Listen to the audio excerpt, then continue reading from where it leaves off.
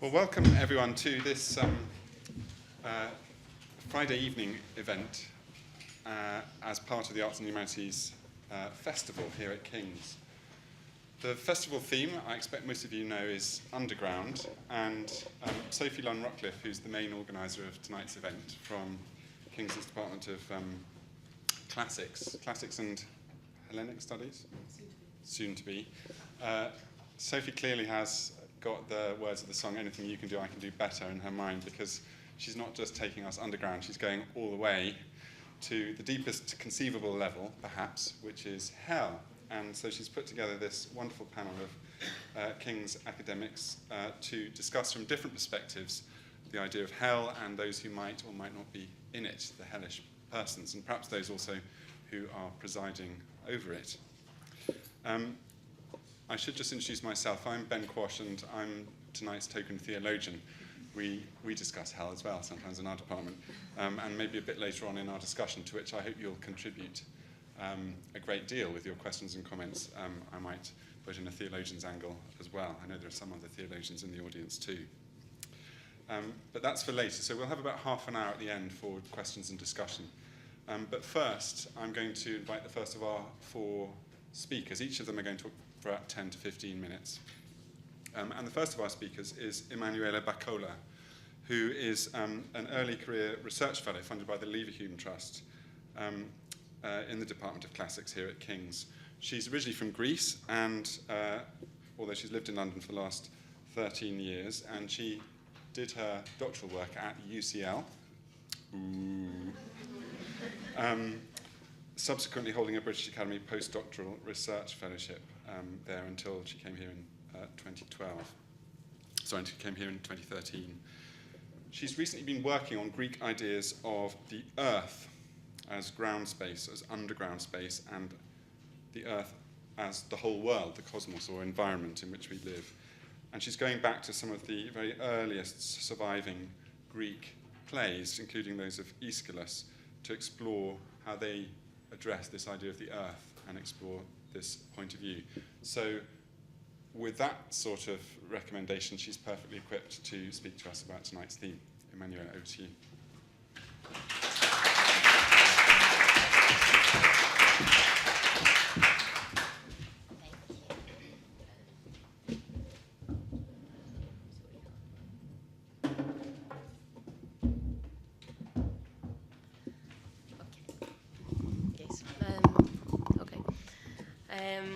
Yes, thank you.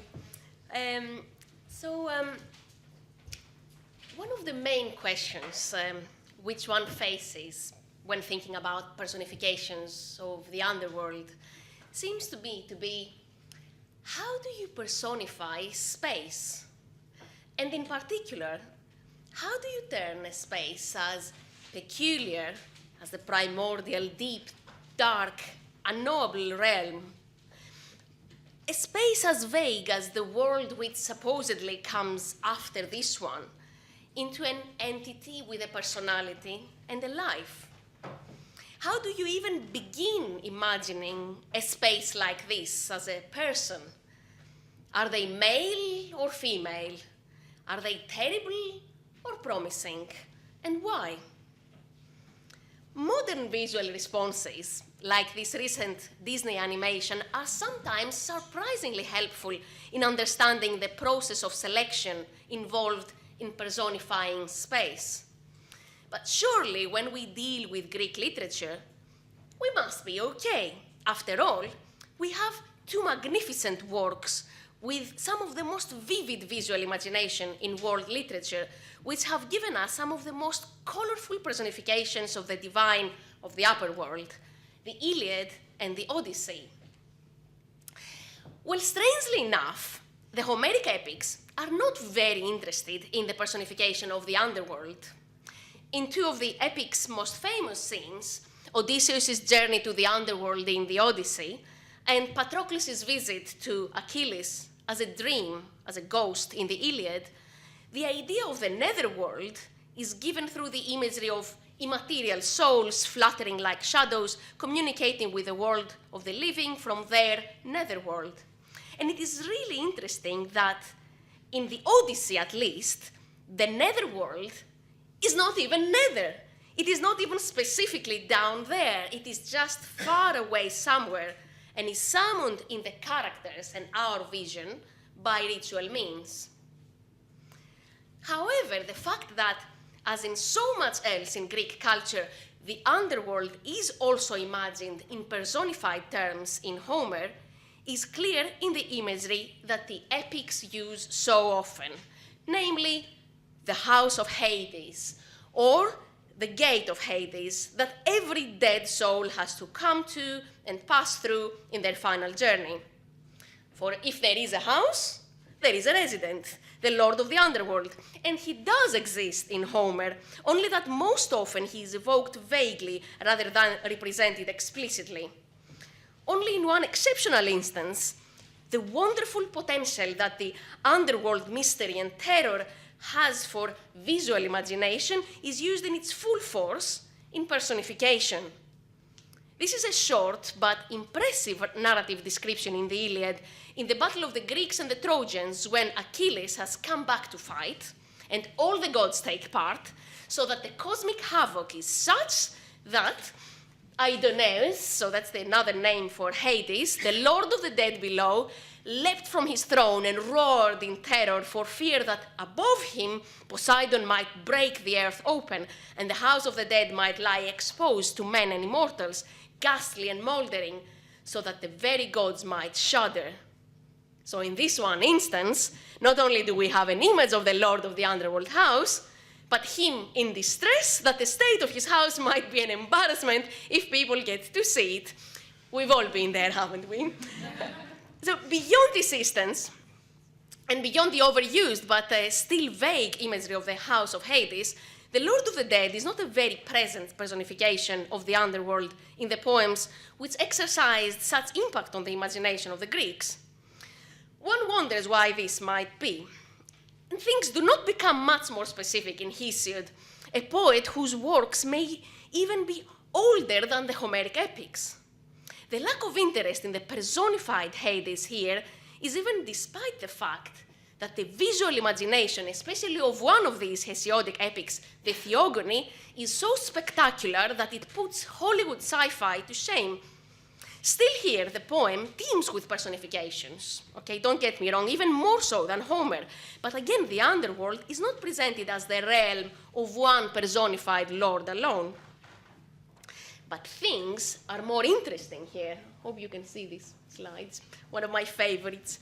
Things are more interesting here. What we find in the Theogony in terms of space under is a limitless deep, a chasm from which everything springs up. The deep is the source and generative power of everything in the cosmos, but also a terrifying space of decay, as Hesiod tells us.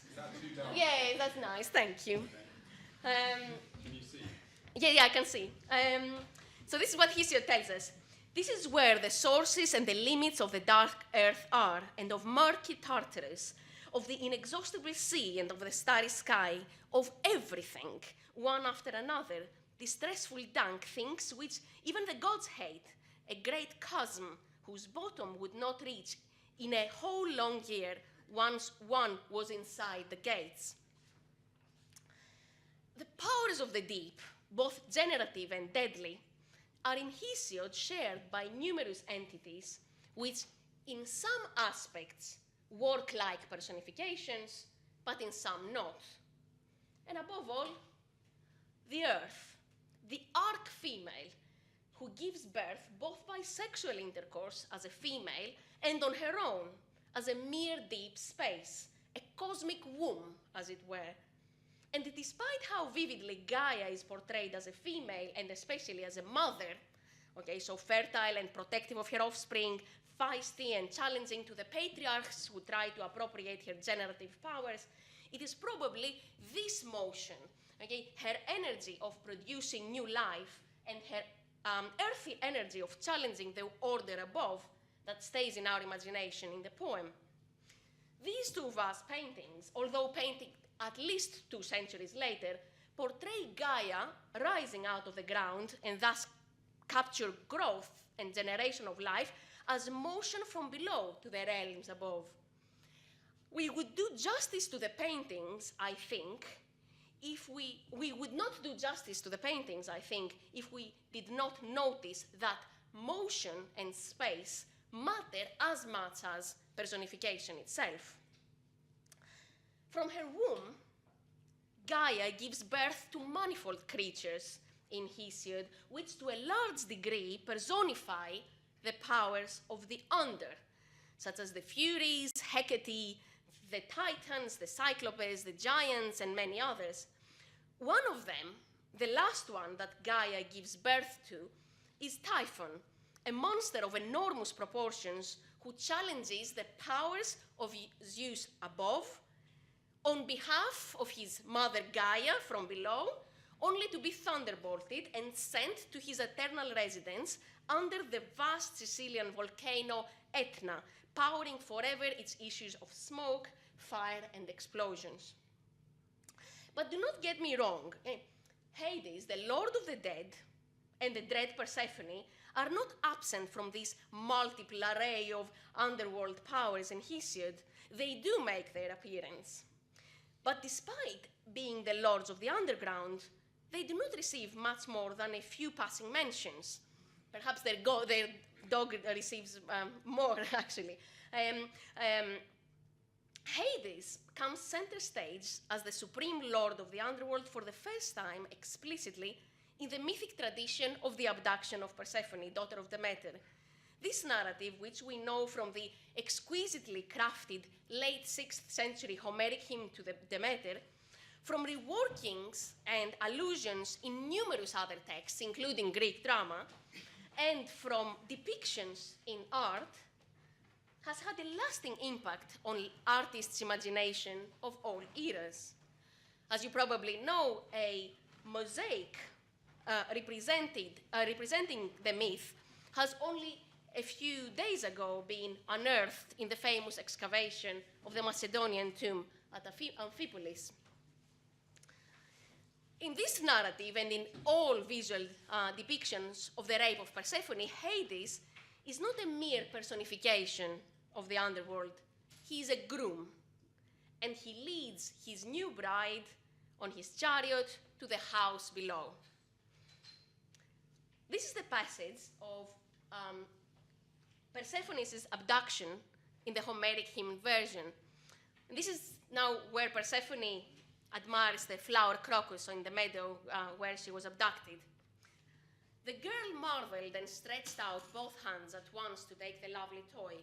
The earth with its wide ways yawned over the Nysian plain. The Lord Hades rose up on her with his immortal horses, the celebrated son of Cronos. He snatched the unwilling maid into his golden chariot and led her off, lamenting. She screamed with a shrill voice, calling on her father, the son of Cronos, highest and best. Not one of the immortals or of humankind heard her voice.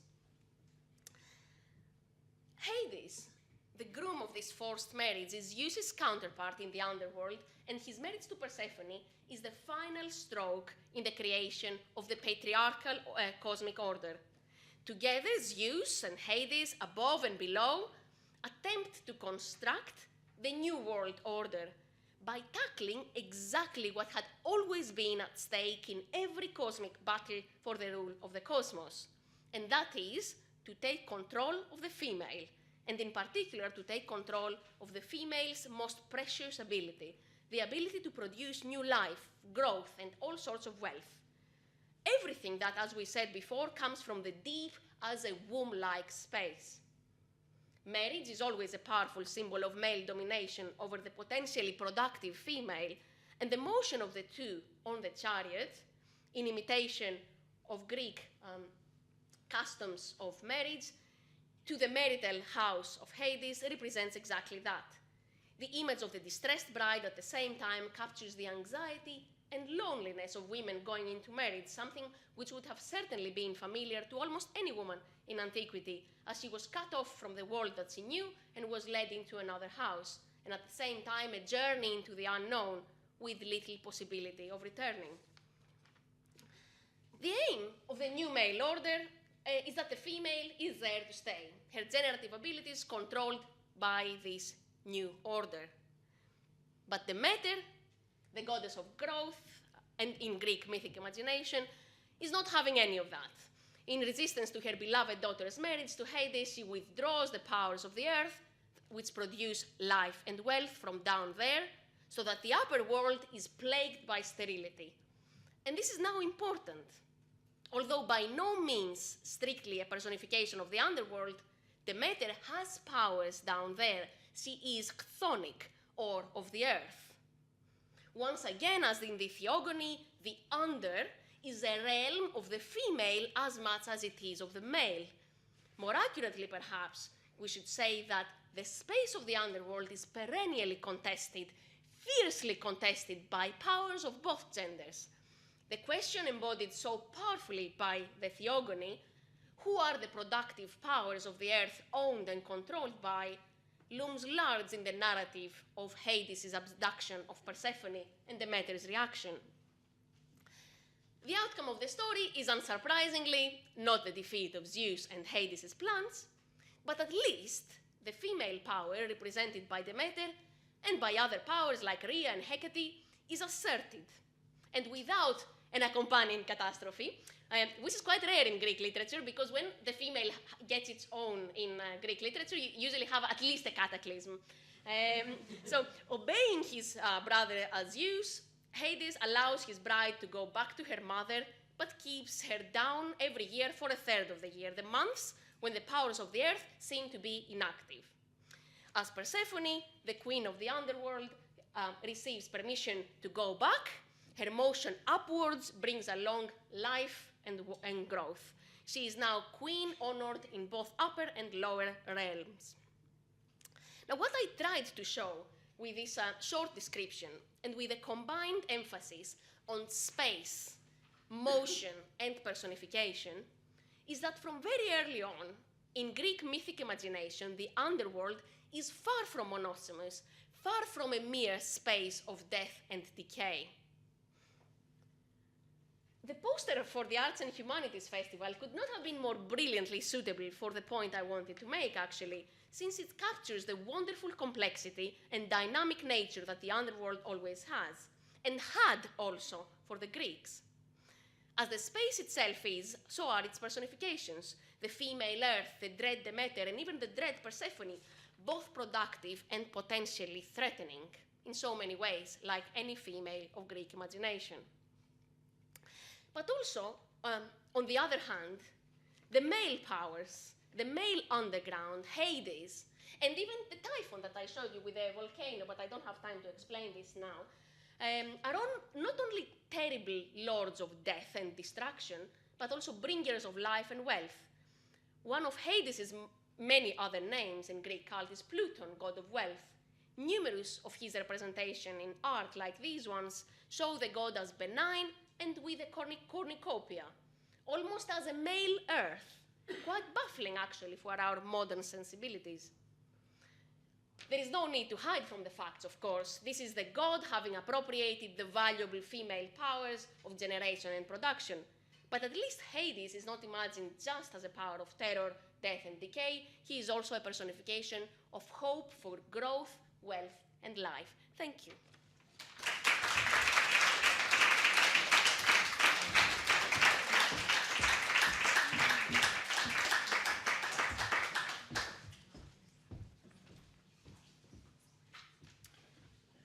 Thank you very much, Emanuela, for starting us off. I'm going to move straight on and introduce our second speaker, who is Emily Pillinger, and she's a lecturer in the Department of Classics here at King's, and also lectures for the Liberal Arts Programme at King's, which is a relatively new initiative, one of whose concerns is to make connections across different disciplines in the university, and particularly in the arts and humanities.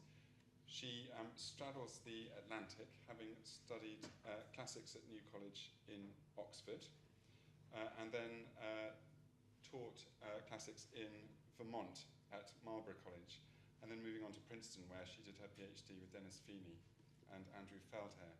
as dissertation supervisors. Then returned to the UK to Bristol University's Institute of Greece, Rome and the Classical Tradition.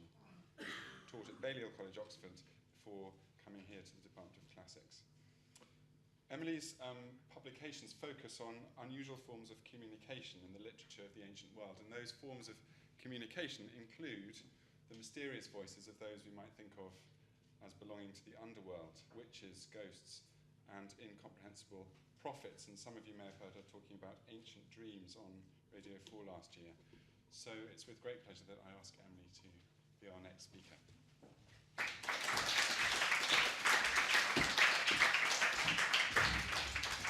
Would you like the lights down? I think maybe not, actually. I think it was so beautiful for Emanuela's presentation. I feel like I'm actually not making half as many interesting connections as Emanuela has, so I'm not selling the liberal arts programme half as well as I should be. I also was really torn between talking about two different things today, one of which was on the ghostly voices, and one was more on personifications, and I decided to go for personifications. But if we happen to be talking in the discussion about how you can get more, exactly what Emanuela was saying about how people actually come out of the underworld into the world above to bring their information about the underworld, I'd love to talk about that, but I'm not going to for the next 15 minutes, I'm afraid. What I am... No, not that one, not that one. Hold on. There we go. Yeah, what I am going to talk about is hopefully picking up on some of the things that Emanuela was saying, but bringing them into the Roman world. And I wanted to start off with one of the most quotable lines from probably the most quotable Roman poet, who is Horace, writing in the 1st century BC, under the first Roman emperor Augustus, or at least at the moment of transition when Augustus started to rule. And in this quotation, he's actually also writing to the Emperor Augustus, so fully situating himself at that particular moment. And he produced this very famous line: Greece, the captive, took her savage victor captive and brought the arts into rustic Latium. And I think this is really useful, always a good quotation to keep in mind, because we know that the Romans loved to play with the idea that though they conquered Greece on the military front, they themselves were the ones who were conquered by Greece when it came to culture. And after Greece became part of the Roman Empire, but in fact, well before then as well, the Romans are enthusiastically adopting Greek literature, but also Greek myths and Greek religious cults. And so there'll just be the occasional reactionary moment when some Roman old-timer will say, back to Roman values. But generally speaking, they are fully embracing the values, or at least the cultural products that Greece had produced. So that means that a lot of what Emanuela was saying, a lot of the divinities, a lot of the stories about those divinities transition very nicely into the Roman world itself, and the Roman mythology that it creates about the gods and the world around it. And what I think is important to remember is that Roman thinkers and writers manage always to sustain a sense of the hybridity and the flexibility of their religious system. And with that comes a certain knowingness about their divinities and their rituals, at least in the writings of the educated elite. So there's a certain sense that we know where this has come from, and we know how we are manipulating this material. And the result is that some Roman approaches to the god of the underworld seem full of conviction and fearfulness, the kind of thing that we would expect, channeling real anxiety about death and its power, but others seem positively, even strangely light-hearted about it. And so what I'm going to do is a very impressionistic zooming in on just a few moments where I think we see this diversity of approaches in Roman literature. Now, of course, the Romans had their own gods before they started adopting Greek ones wholesale. So to adopt these stories convincingly, they had to map Greek characters onto their own indigenous divinities. The main god of death for the Romans was known as Dis Pater, Father Dis, or just Dis sometimes. And the Roman intelligentsia of the 1st century BC loved to play around with their jumbled cultural and religious inheritance. So I want to show you the great orator and politician Cicero, just a generation or two older than Horace, who writes about Dis in one of his philosophical works. And he's already explained that the same distinctions that Emanuela was drawing out, that Jupiter holds the top bit, the heavens of the earth, Juno has the little airy bit underneath, and then Neptune has the sea. And then he goes on to say that the entire bulk and substance of the earth was dedicated to Father Dis, that is, Dives, the rich, and so in Greek, Pluton, because all things fall back into the earth and also arise from the earth. And then he tells us a bit about this character. He's said to have married Proserpina, really a Greek name, for she's the same as the goddess called Persephone in Greek. They think that she represents the seed of corn and fable that she was hidden away and sought for by her mother. The mother is Keres, a corruption of Geres from Gero, I bear, because she bears the crops. The same accidental change of the first letter is also seen in her Greek name, Demeter, a corruption of Ge-meter, Mother Earth. So you can really tell this was written by a philosopher, or at least somebody who knows the philosophical techniques, with a healthy dose of skepticism about how the stories are rooted in factual truth. You see a lot of they say, there's fabling about this particular narrative. And then that gets replaced by semi-scientific etymologies and rationalized readings of the myth. He's a kind of amateur anthropologist at this point, or at least the person that Cicero is ventriloquizing. In fact, the reasoning itself is quite revealing, although Emanuela has already pointed out that Pluton could be associated with richness and generative elements. This is also a very pragmatic Roman world where large-scale agriculture and mining, in fact, are crucial for the survival of an enormous city at the heart of an enormous empire. But while the philosophers are rationalizing away Dis as a force of nature, Roman poets were much more enthusiastic about doing their own kind of fabling around the mythic stories associated with the underworld. And poets are particularly interested in the space when they're writing about the rare times when a mortal manages to make a journey to the underground whilst they're still alive. As the ancients so often point out, it's not the trip down that's difficult, it's getting back up again that's the real challenge. And in these cases, as again Emanuela pointed out a lot, Dis is the place rather than a person. It's quite clear that we have a person's name, but we're thinking about the space underworld. At this point, Dis becomes much more terrifying than he was in this nice rational account of Cicero. So Virgil, for example, Horace's contemporary, describes the journey of Orpheus down into the underworld, another Greek story, but he's setting it in a poem about the Roman countryside. And he says that Orpheus passed through the jaws of Tainarum. This is one of the gateways to hell near to Sparta. The lofty gateway of Dis, the grove that is murky with black terror, and made his way to the land of the dead with its terrifying king and hearts that cannot be softened by any human prayers. So here you're starting to get the really dark side of the underworld. And Virgil takes us back to the underworld in his epic Aeneid, where he has his hero Aeneas make the same journey. This is a radical move away from the Odyssey, where, as we were just seeing, the underworld comes up to the hero. Here the hero emphatically goes down and starts exploring and taken on a full guided tour by his guide, the Sibyl, of the different realms of the underworld. It's not nice here either. Most of it is not nice. So the very first few steps that are taken, we're told he's moving, blocked from sight under night's isolation through shadows, through Dis's empty homes they strode, through realms that are nothing, as one would travel through moonlight's shimmering vagueness, beneath light's treasonous dimness, in forests when Jupiter buries the sky's vaults deep beneath ghost shadows, when black night robs substance of colour. It's a really beautiful description, actually, which I think takes the underworld up and reminds us of what it's like by using visions of the world above, but in the dark. But it's important, it's particularly important here that we don't meet Dis as a person. We don't have a real personification of the character. It is emphatically only the space that we're exposed to, although we have mention of this fortress of Dis, but we don't get to see the man inside. And I think it's because Virgil is so conflicted about how to portray this underworld for his Roman audience. I think this is one of the moments where you actually see that conflict between myth and philosophizing going on in the Roman mind. So this is a book, a whole passage of the Aeneid, that has to be both mystical and somewhat believable. And Virgil is walking a really fine line here. For example, the personifications that we do get, and very soon after this particular moment, we're told that Aeneas walks past a set of personifications.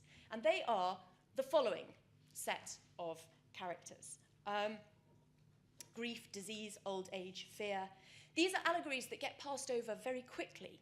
And I think it's because they're somewhere between philosophical inquiry and real mythic personification. They kind of take us just so far and not all the way into the world of myth. I particularly like guilty pleasure. I love the idea there's a little bag of Maltesers or something sitting there as you go through. But then he finally gets to the Elysian fields, the Champs-Élysées, and he meets with his father. So our epic hero goes down to the underworld and meets with his father. And what he gets is a combination of a philosophy lesson and a history lesson in reverse. So his father tells him about all the heroic spirits that are going to be reborn in Rome's future, going right up to Virgil's contemporaries. So you can see how Virgil needed to tread very carefully to make this a passage that was not ludicrously fantastical, that could, on some strange mystical plane, kind of be understood by the people who were reading it, and that possibly having Dis himself as a person might have destabilized that very difficult line that he was treading.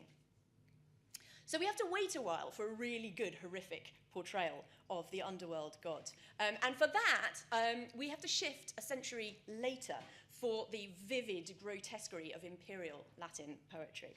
I've got here a little illustration of Virgil, Statious, and Dante, and it's Statious that I want to very briefly touch upon.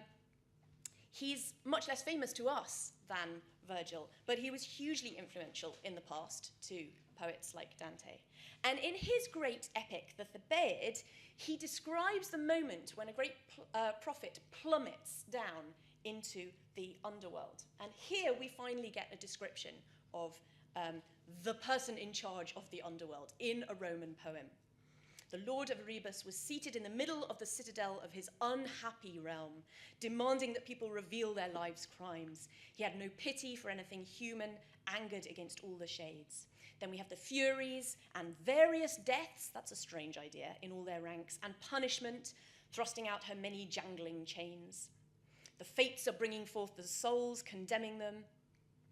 And nearby, we have other judges in the underworld. Again, that point that there are an awful lot of people in the underworld in the pagan myths. There isn't just one figure. And so there are alternate judges who are gentler than Dis and give more mild judgments and try and encourage the bloody monarch to soften the kind of judgments he makes. So here we have much more straightforward misery, although we do have those strange personifications again, and the sense that this is a place where sins get judged. And it's more clearly marked out as something that Dis himself does. So this is the unforgiving divinity we might have expected. But to cheer us up, before we move to Sophie, I wanted to give you a glimpse of the Roman poets in a more playful mode when they are approaching this character. And this surfaces in the Roman retellings of that myth of Dis and Proserpina, when they approach it as more than just a philosophical allegory. They're not trying to explain it, but are telling the story as if these are, in fact, not just characters, but lovers. Going back to the original Greek myth, this gives the Roman poets the license to treat it as a full story, creating almost a figure of fun out of Dis himself. So the story is told twice by, it's always interesting to think who tells these stories. It's told twice by the always funny Ovid. So clearly he thinks this is a story that has a lot in it that we can talk about.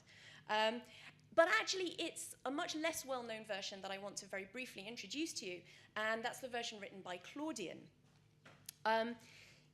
Let's have a look at what he says here.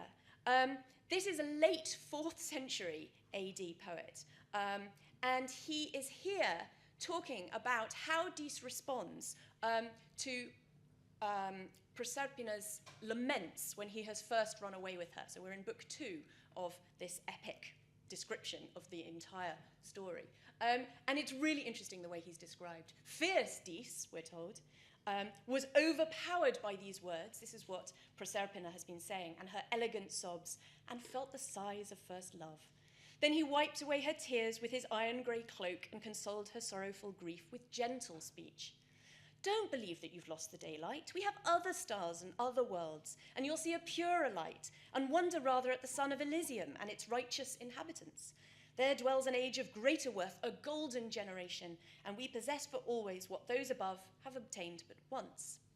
To your feet will come purple-clad kings, their extravagant splendor laid aside and mingling with the crowd of poor.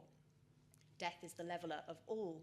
You will sentence the guilty. You will bring rest to the righteous. At your judgment, the guilty will be compelled to confess the wicked deeds of their lives. So Emanuela described Dis as a groom in this story. I think we've taken another step in this particular version through to him being the lover figure who is trying to convince Proserpina that, in fact, life could be all right down in the underworld with him. And so he's overwhelmed by the power not really of lust, but of love in this particular description. So every tough feature of his past representations has been turned into a soft and cuddly kind of version. And he's taken on the persona of the Roman love poet in many respects. That means we've effectively inverted gender roles. So in fact, picking up on this idea that a lot of these stories are in some ways about power dynamics, there's a very strange one that's gone on here, where Dis is allowing his beloved Proserpina to take over the role of judging the dead, as if that is his normal task, but this is something that she can take on because he is so submissive towards her and so subservient. So she gets to take on that particular role. And the idea of the leveling of death is also a trope that comes up a lot in love poetry. So here, we're clearly not supposed to read Dis as a terrifying monster, but as a humanized, a rather pathetic character. And therefore, we get the ultimate, most sophisticated distancing from the serious fears about mortality that we might expect in a description of a religious figure and take it into a much more literary and playful zone. Thanks.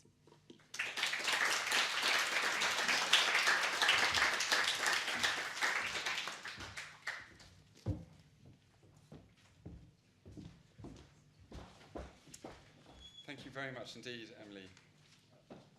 I'm now going to introduce Dr. Sophie Lunn-Rockcliffe, who, as I said before, is the main architect of tonight's event. And Sophie and I have known each other well. We at one time were both fellows of that most Mephistophelian of colleges in Cambridge Peterhouse, and sat in the haunted combination room on many a night where the ghost of a hanged bursar was meant to lurk, whilst the all too living fellows were lit by the flickering flames of the fire. And terrifying experience it often was, wasn't it? But Sophie is somebody whose academic disciplines incorporate history as well as classics and political thought and intellectual history too. She studied at both Oxford and Cambridge and taught at Cambridge and at Princeton as well as here. And she's a real specialist, perhaps the specialist on the thought of the anonymous Latin Christian writer of the later 4th century, Ambrosiaster. And in that context, she's become one of the great experts too on ideas about Satan and demons in the early Christian church. She's the person I would pick up a phone to if I needed advice on demons, and I invite her to come and speak as our third speaker.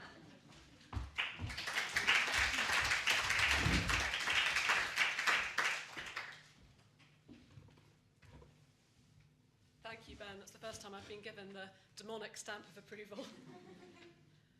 I hope I'll be able to pick up on some of the fascinating themes we've already heard from Emanuela and Emily while they were talking. Both of them, I thought there were lots of commonalities actually with my world. I was intrigued that Emily sort of said before Sophie gets going with the more gloomy stuff. And actually, one of the things that I want to talk about by giving you some snapshots of early Christian personifications of hell is to give you a sense that in early Christian discourse, so in works of the 2nd to 6th centuries AD, that hell is often a place in which poets and theologians can have fun. and that personifications of hell, in particular, are both theologically useful, but also comically releasing. So I'm going to start off with a big generalisation, and that is that the early Christian underworld was more often described as a person than a place. Now, I have not done a scientific survey of all the thousands of works that one could read, but my impression, having spent quite a long time reading works about Satan, death, hell, and so on, is that the number of topographically accurate descriptions of Hades or Sheol as a place one might see with one's eyes are relatively limited.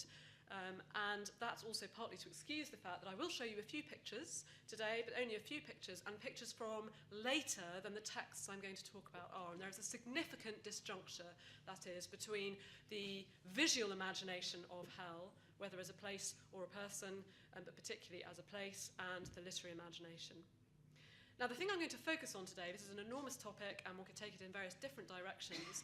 So I'm going to focus on a particular kind of text in which the person of hell is given a very, very vivid realisation. And that is in a whole series of different dramatic dialogue texts. Some are in verse, some are in prose, some were meant to be preached from a pulpit by a bishop, some were meant to be sung in church, some were meant to be read perhaps more privately. But they are dialogues in which the chief players are Satan and various other infernal personifications, including death, sin, and Hades. Now, these texts take place in all sorts of different moments of scripture and Christian history, but one of their most favourite contexts is that of the descent of Christ to hell. And they dramatise that moment in scriptural and historical time, when Christ descended to the underworld in the Roman 3 days between his crucifixion and his resurrection. Now, there is no straightforward narrative of that event in the New Testament, only hints that it happened, and it takes some rather creative exegesis by Christian writers, using their imaginations to flesh out the snippets, the hints, if you like, at that story in Scripture, to rewrite, or in fact construct from scratch, the story of Christ descending down into the underworld, dramatically conquering the powers of the underworld, death, Satan, sin, Hades, and rescuing, bringing up the righteous dead who had been imprisoned underground. Now, this is one of the earliest surviving visual representations of Christ's descent to hell, and as you'll see, it is a 9th century fresco from the beautiful lower church of San Clemente in Rome, significantly later than even the latest text that I'm talking about today. And this shows Christ trampling on a small, naked, sort of grey-green figure who's been variously interpreted as Hades or Satan or even a personification of death. And part of the problem with images like this is the difficulty of matching it to a precise literary archetype is very hard without any inscription telling you who the figures are. We know this is Christ leading one of the dead out from hell, but who exactly he's treading on, we're not sure. For the purposes of this evening, we might like to think it's Hades, and indeed this iconography is something one finds in other media elsewhere, so an almost contemporary reliquary. The bottom right-hand image of a set of images of Christ's life includes another representation of Christ offering his hand to the righteous dead, probably in this case Adam and Eve, and again trampling on a rather disgruntled-looking bearded figure. However, there will be a picture at the end, but now we are going to go to text and to infernal dialogue and to their dramatic imaginings of how various evil powers react to either the sound of Christ coming down the steps to hell or indeed to the sight of his arrival. So first text I want to look at. So this is a text which is very difficult to date. It survives in numerous different languages, and sort of each language translation has a slightly sort of different sort of representation of the moment. Here is a selection from the Greek Questions of Bartholomew. And this is Christ himself in the first person reporting what he heard when he took the 500 long steps, a bit like Russell Square tube station, down to the underworld. And he reports the words of Hades. I hear the breathing of the Most High, and I cannot endure it. Now, I love the detail of the breathing here, that's the thing. You can't hear so much Christ's steps, because he's obviously a rather light of foot, but you can certainly hear the exertion that it takes to get downstairs. Now, there's considerable dramatic irony in the devil's response here. He instructs Hades not to submit, to be strong on the grounds that this is not God. And of course, one of the wonderful things about these sorts of exchanges, it allows the Christian audience of the text, who know better, to know that the devil has got this fatally wrong, and they are, of course, siding with Hades, who thinks that there's something up.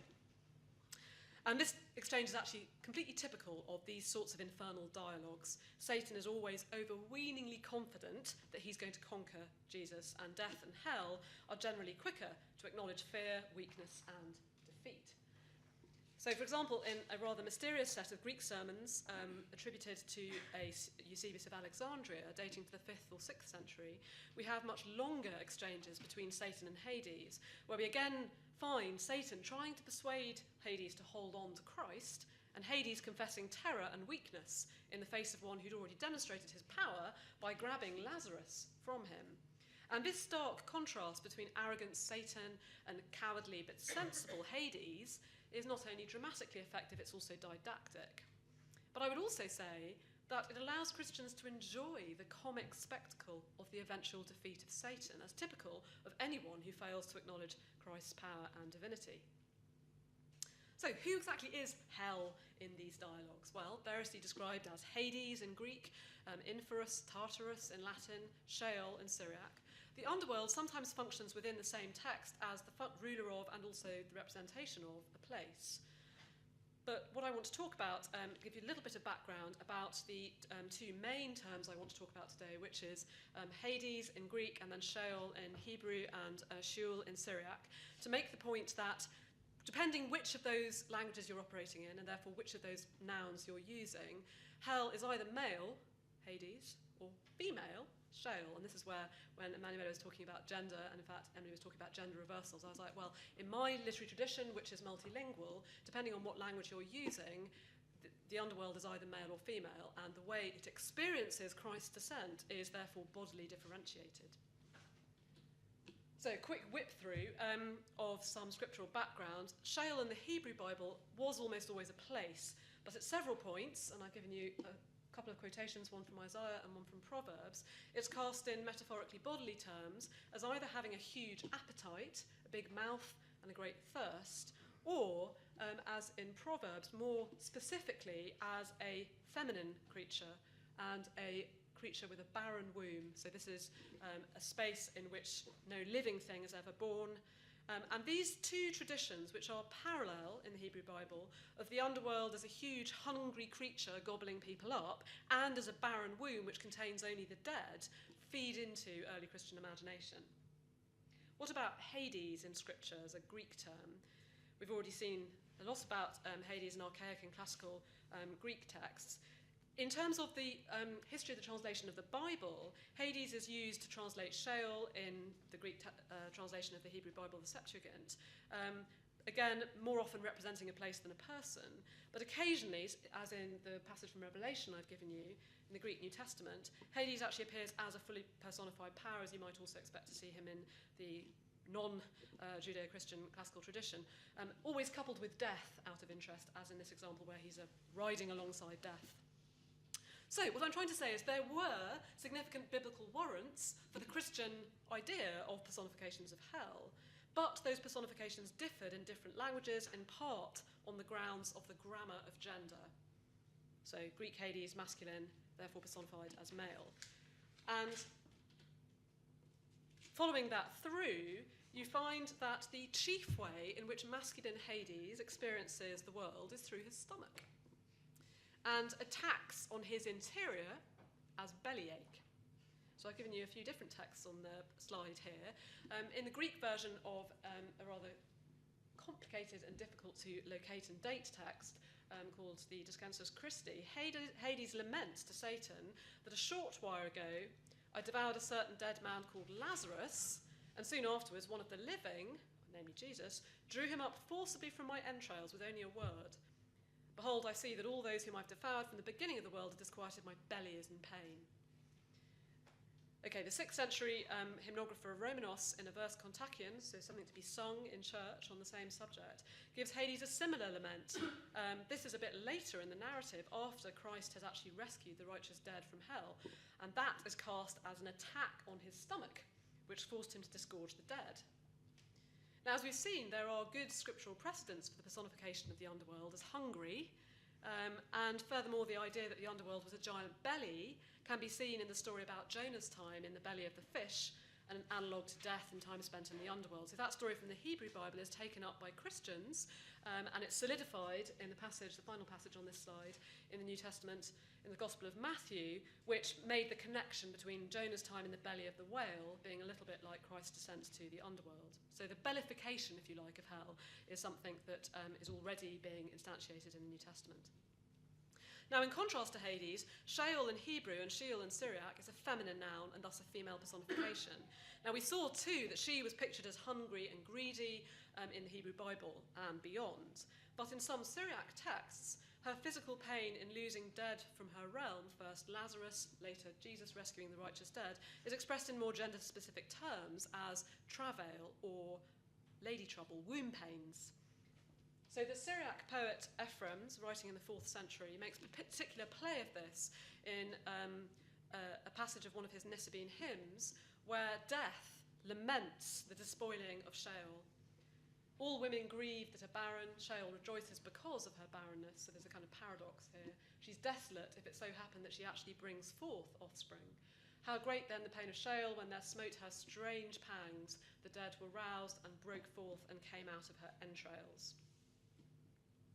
So this form of travail is particularly paradoxical given Sheol's famously barren state. She doesn't give birth to anything, she rather gobbles up the dead.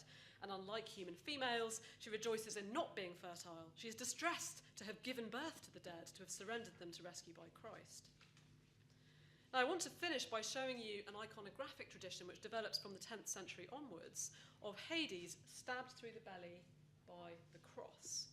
And this imagery relates to another strand of early Christian textual imaginations about the descent, in which Hades complains specifically about being stabbed through the stomach, not suffering during the descent of Christ to the underworld, earlier still, at the moment of crucifixion, being stabbed through the stomach by the cross of Christ. It's obviously a rather different kind of moment and cause of pain. And what you see here, this rather wonderful 10th century ivory, contains an image, a rather relaxed looking Hades, who's being disemboweled by the sharp end of the crucifix. And actually the inscription is a bit mysterious because it could be read as the cross implanted in the stomach of Adamu, of Adam, or implanted in the stomach of Idu, of Hades. And scholars have argued the toss about this, but I think, without boring you with the details, that actually the reading of Hades works better in terms of its parallels with the textual tradition and indeed with other images. So one example, going back in time to the 6th century, another one of Romanos's very famous Kontakia, we have Hades speaking at the moment of the crucifixion, lamenting, "O my priests and forces, who has fixed the nail in my heart? A wooden spear has pierced me suddenly, and I am torn apart. I'm in pain, internal pain. I have a bellyache. My senses make my spirit quiver, and I'm forced to vomit forth Adam and those descended from Adam." It's clear here that the cross has pierced his torso. He complains about the pain, but then intriguingly we move back to an internal pain, which forces him to disgorge the dead, showing the persistence of that idea of bellyache. So, the body cavities of Hades and Sheol, belly and womb, stand in these texts for the space of hell, and the dead removed by Christ function respectively as their digesting food or their perverse young. And whereas male Hades vomited up the righteous dead, female Sheol gave birth to them. And that vivid representation of the underworld as a place with very sensitive physical and emotional feelings offered an opportunity for Christian writers to exercise their talents of dramatic and comic invention. And the sung or spoken performance of some of these texts in liturgical time and space allowed ordinary Christians to rejoice in the stupidity of Satan, to acknowledge the confession of Hades, and to acclaim the triumph of Christ over both. Thank you very much.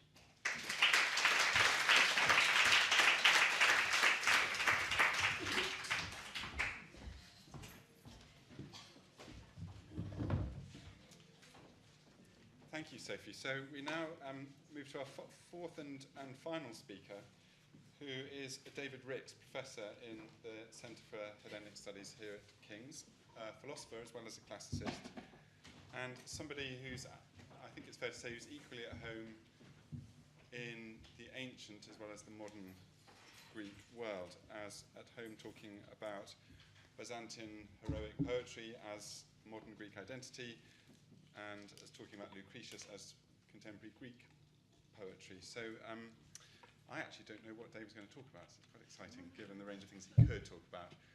But David, over to you.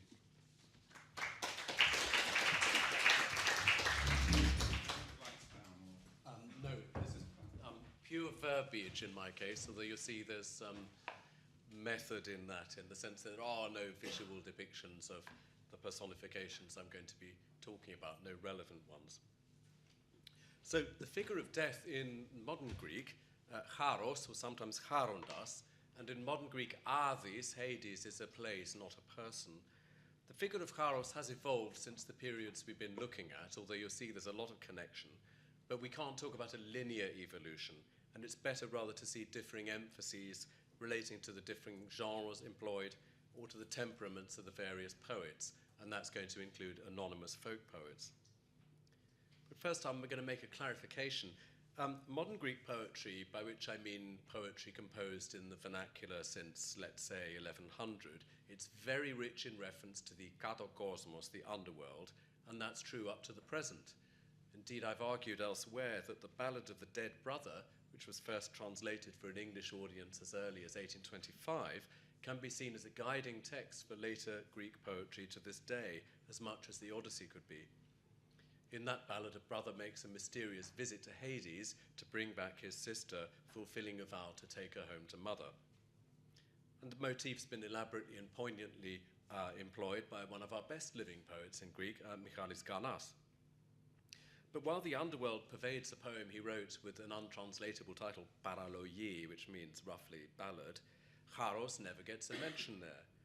Nor does charos get mentioned in the rich range of 20th century katavasis, descent to Hades. So not in Elegies and Satires by K.G. Kariotakis, 1927, the longest suicide note in modern poetry. Not in George Seferis's Mythistorima, 1935, although it refers so much to Odyssey, and especially Odyssey Book 11. Not in The Road by the great surrealist poet and former King's College student, Andreas Embirikos. Not in Feast of the Dead by Takis Sinopoulos, 1972. And not in Nassos Vagianassis' modern collection of pastiche epitaphs called Stephanos Garland, which came out in 2004. My point is that in that succession of excellent works, we've got plenty of nomenclature of death and the underworld. So Kariotakis has got Hades, Seferis has got Erebus, Embirikos has got Acheron, Sinopoulos has got the underworld, Vagianas has got Cocytus, but you don't find charos there. Well, I haven't talked myself out of a position on the panel quite yet, because it seems to me no coincidence that the figure of charos is hard to base a modern poem on, unless you're engaged in conscious parody. There is, for example, a Rebetica song called Some Guys Met Charos, where a bunch of potheads accost Charos, shouting out, "Oi, Charos," and ask if they can still get stoned even in the underworld. But I'm not ascribing the general refusal to name charos in contemporary poetry to a squeamish aversion to death in these Greek poets. On the contrary, none of the poems I've mentioned is for the faint-hearted. I think it's really because charos in the modern Greek tradition in poetry has so far become associated with those folk songs where charos wrestles a heroic young man on a marble threshing floor, an image used for a well-known book by Philip Sherrard based on studies here. That gives us the colloquial verb, charopalevo, to wrestle with charos, which is much stronger than saying to be at death's door. And the young man, often called the Yenis or Akritas, after the hero of the Byzantine lays, wrestles manfully enough before succumbing sometimes to a tricky throw by charos. Charos does sometimes cheat, but he's essentially more innocuous than we find him elsewhere. The notion that death comes about after heroic resistance doesn't always fit our experience of life. There was that hideously funny headline in the Onion newspaper called "Friends Recall Man's Cowardly Battle with Cancer." So charos in modern Greek poetry comes in many guises, but the causes of death are not normally of interest at all. Greek laments in their overwhelming majority are generic and never even name the dead person, usually have no sense of their sex. so too death is flatly viewed just as a plain enemy without any attempts to discriminate between different kinds or modes of death. Well, let's start with our first specimen. I'm going to go quickly through some key texts, and I'm going to start with the first printed book in the modern Greek language, published in Venice in 1509, but probably about a century earlier, and it goes by the name of Apokopos. And it's one of many medieval dream descents to the underworld in Greek and other languages, but it's the one that caught the Greek collective imagination, and it continued to be printed in cheap editions into the 19th century. The author was an aristocrat from Crete, a Venetian background, called Bergadis, of the Bagadine family, and it's clear from his animus against the friars and their hold over rich womenfolk that his background was a Catholic one, though he writes in Greek. But what he does in this poem of 250 or so couplets is present a picture of the underworld as if Dante, of whom he would certainly have known, had never lived.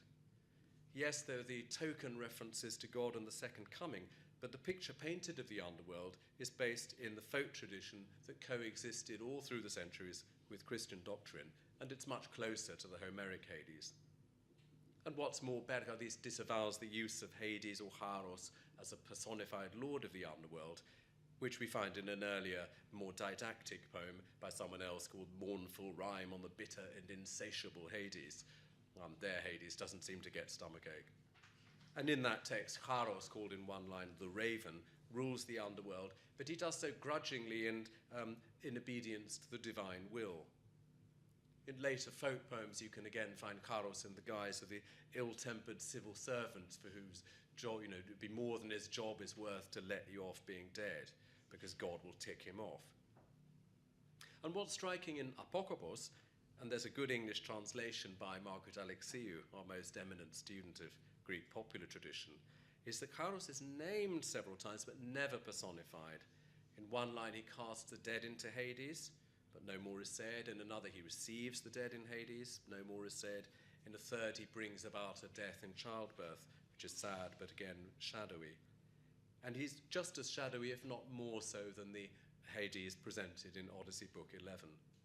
And that's deliberate, because Apokopos is a poem which sets out a view of the underworld in which any theodicy is not readily discernible. And that fitted the Greek folk psychology, which saw people trooping off to church for a funeral, but also lamenting to the side. The opposite extreme, poetically, though from the same island, is the prologue to the prime tragedy of the Cretan Renaissance, because yes, the Greeks did have a Renaissance, and that's Hortatsis's tragedy Erophili, written at the turn of the 16th and 17th centuries, widely printed thereafter, present in shreds of plot in folk songs too. And Charos bursts onto the scene fully personified because he's on stage, you can see him, fully visualized because he tells us what the stage directions should be. Rolls of thunder and lightning set the scene, and on he comes, and he says, quickly in Greek, agria kane lipiti ki skotini thoriamo, ke to drapanio που βαστώ, και τούτα τα γρήμνα μου κόκαλα, etc. My savage and pitiless and dark countenance, and the scythe that I brandish, and these my bare bones, and the thunder and lightning which have brought me out of Hades, tell without need of speech just who I am, and lead people to identify me. Well, no question that that's Charos coming in big time, and he's a figure who comes to the scene of the tragedy, ancient Memphis, to bring about the destruction of a royal dynasty. Here we've got a play based on Western models, and Charos here has an overview of world history looking not forward like Anchises, but back. Using the ubi sunt, where are they now motif, he recalls gloatingly the fall of the ancient Greeks and the fall of the Romans alike, and he also makes a nasty reference to a recent outbreak of the plague in Crete. But before that, he displays his credentials, and he sums it up in the translation by Rosemary Bancroft Marcus that recently appeared as follows. I am then he whom all mankind detests, calling me callous, blind, and stony-hearted. I slaughter men, all kings and potentates, the rich, the poor and weak, masters and servants. And he goes on and on for another 130 lines, ending with the admonition that all is vanity, even a noble name. So this is a very Western Charos, a Western death, He's much as he appears in James Shirley's famous chorus, "The glories of our blood and state are shadows, not substantial things. There is no armour against fate. Death lays his icy hand on kings." So we're in the realm there of didactic tragedy, even if it did get transmitted, parts of the play, in folk poetry, and a world largely remote from popular culture. So what of popular culture proper? It's long been recognised that the corpus of Greek folk songs collected between the mid-18th, or mostly between the mid-18th and the mid-20th century, represent a remarkable legacy to the poetry of Europe, marked by distinctive terseness of expression. And songs that relate to Charos have been collected in Guy Saulnier's magisterial edition of these laments called Myrologia. The founder of Greek folklore studies in the mid-19th century, N.G. Politis, laid the path for these studies with an intellectual agenda which, as has always been clear, rested on notions of cultural continuity. He always seized on things which he thought represented continuity from the ancients, and also distinctiveness vis-a-vis other Balkan peoples. So it was natural for him and others to say Charos is basically a new guise for Charon. No, he isn't. There's no boat. What had been much less discussed are the discrete free-thinking elements in Politis' agenda, which led him to prioritize in what he called Neo-Hellenic mythology folk materials which present a pre-Christian and, in his view, commendably non-Christian view of human existence. And yet the figure of Charos, as Saulnier has shown, is a questionable shape. His appearance among us is, to be sure, always unwelcome, so there's no bon amours going on here. But his appearances cover a spectrum, from the glum and rather foot-dragging servant of God we noted before, to the sanguinary corsair who carries off the choicest women and children, more like Hortatzis' Charos, but with a clear, anti-Ottoman spin. But time being short, I want to focus on a particular innovation within this material that relates to personification and the gender question we've looked at in each of the papers before, not through plan, but through collective chiming. And one such version of these songs with, as it were, Mrs. Charos, Charondisa, captured the attention of the poet Cavafy, who wrote of these songs that that's the sort of heartache I want to see in the face of death. Now, Charondisa is not a figure like Persephone. She's more like a bleak parody of the Greek parish priest's wife, the Papadia, in the world above ground. Much celebrated in the stories of Papadiabandis, the priest's wife can be a formidable figure, and so it is with Charondisa. In one song, she reproaches Charos for bringing home a child before its time. In another, she scolds him for bringing down a young woman who won't stop grizzling about the upper world and what she's lost. In yet another, her protest is silenced by a more authoritative Charos, who says that he's tamed so many young women, he's going to tame the new one too, rather like a sultan in a harem. In a related but somewhat obscure and sketchy type of song, a dinner is held by Mr. and Mrs. Charos, but someone snuffs out a candle or drops a glass and death ensues. And clearly some sinister inversion of the pleasures of life is depicted here. In another type of version, it's not a wife, but Charos' mother who makes an appearance, and she may come out onto a hillside and, as if calling to a flock, warn wives and sisters to hide their husbands and brothers away, for her son Charos is out coursing for hares, and he may catch some people while he's at it. In a variant of this song, in turn, there's no warning, but actually a lament sung by the mother of Charos for the dead. That is not exactly soft and cuddly, but it shows again how the roles can be reversed. In another vein, Charos can be depicted as building out of the dead a house, out of the physical fabric, and then setting up house there with Mrs. Charos in a macabre evocation of Adam and Eve, sometimes with the paradise specified. But in all these interactions between Charos and his wife or mother, it's clear that the barrier between the upper and lower worlds is very thin. Facilis descensus averno, indeed.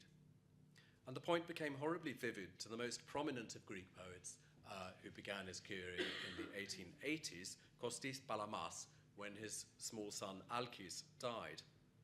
And in a volume in 1898 called The Tomb, or Taphos, Palamas sought to express his grief in a subtle metrical form that wrenches the folk meter out of joint.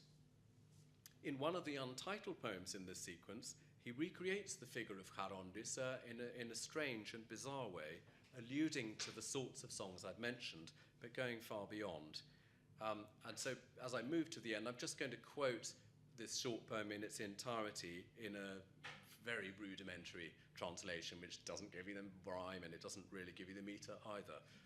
But it might be good to hear one entire poem expressing grief through this type of mythology and a particular uncomfortable personification of Charondisa. So he writes, "Mother, hide the child playing at your side, for Charondisa has laid a table never heard of yet. Down there in Tartarus, that frozen place, Charondisa is hungry and thirsty, alack. She has set her mind to feast on children's flesh, a skeleton for a plate and a skull for her goblet. She wants to fill them both right to the brim, and dreams of a wild and unending carouse, and longs for a drink of rose-red blood, and hankers for a tender body, lovely as cool water, lovely as a falsehood. And she seeks out her vases covered with cobwebs to deck them with blonde cherubic heads. She wants a cheek for an apple, she wants a lip for a rose, and she calls on her son and makes of him a Herod. She sends him forth as a harvester, that fierce horseman, among mother's sons and in the cheer of the home.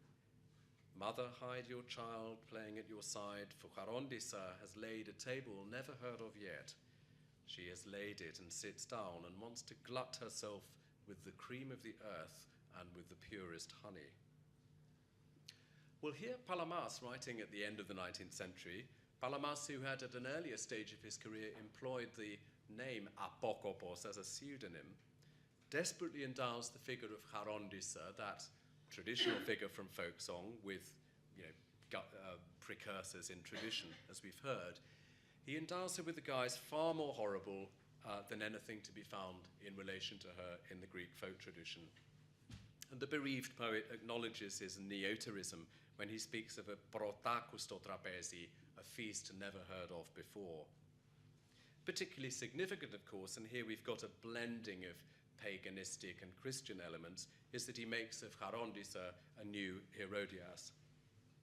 Charos himself in this framework has almost dropped out of sight, but that a militantly agnostic poet steeped in folk tradition turned to the odd couple of Charos and Charondisa under these circumstances and in this way is a sign that old personifications can take unexpected hold of self-consciously modern minds. Thank you.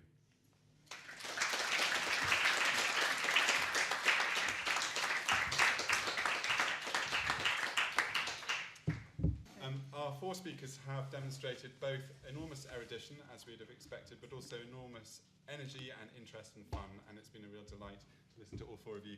So let me invite you to thank them.